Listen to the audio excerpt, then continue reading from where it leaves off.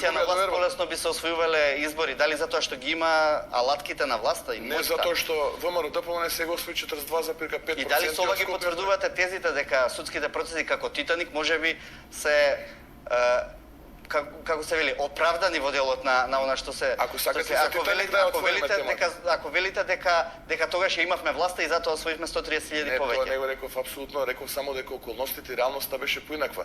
А околу Титаник ќе отвориме и понатаму, сакате сега да зборуваме за Титаник. Ќе отвориме во делот на СИО, се разбира, ќе имаме тема. Да, ќе отвориме за Титаник, нема никаков проблем.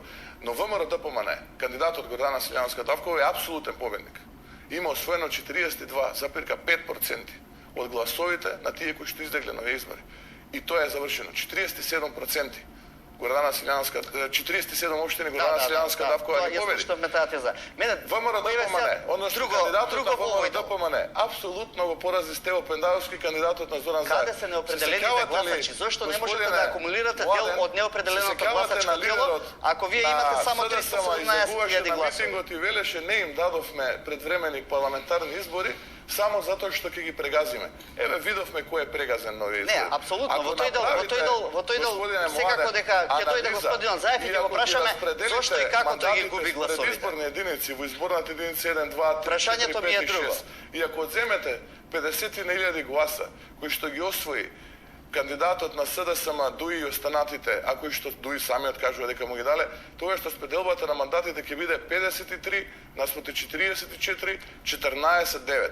Тоа е новата политичка реалност Зошто во Република неопределените Македонија. гласачи не препознаваат опција во Христијан Мицковски? Бидејќи гласачкото тело на ВМРО-ДПМНЕ 300.000 секогаш го има, што се вели ВМРО-ДПМНЕ ништо не направи 300.000 се 300.000. Вие не излезете ништо повеќе од таа бројка. Па не се слагам со ова затоа што во 2005 година ВМРО-ДПМНЕ имаше локални избори каде што освои нешто над 200.000 гласа. Не може да се сложам со вас, некако аналитикава послабо сте прочитале. Но ајде, еве ќе се вратиме. Зборувате за пред 15 години, така? А вие ме враќате на 10 изборни циклуси данас. Во последните 10 години историски Не, вие рековте 10 најлош циклуси, резултат. Зошто не успеавте да анимирате од независните? за мене- Или зошто за не мене успеавте ова е да историски земете, да најдобар трпнете резултат од на оној ВМРО-ДПМНЕ. корпус на гласови кои што се разочарани од владењето на СДСМ и ДУИ? Видете, очигледно сега не можеме да се погодиме. Еве, с Христијан Мицковски рековте, кога ќе излезе Христијан Мицковски на избори, тоа ќе бидат предпоставувам предвремени парламентарни после поразот на овие претседателски избори, ќе излезе Христијан Мицковски со понуда, ќе видиме дали неопределените ќе го ја дадат довербата на Христијан Мицковски или на Зоран Заев.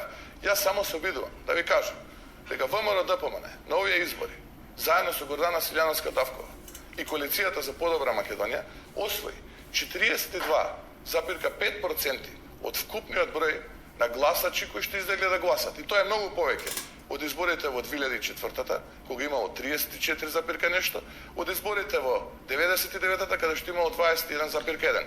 Изборите во 94-та, во 2009-та и во 2014-та апсолутно не се споредуваат, бидејќи тоа били избори заедно со парламентарни, заедно со локални избори.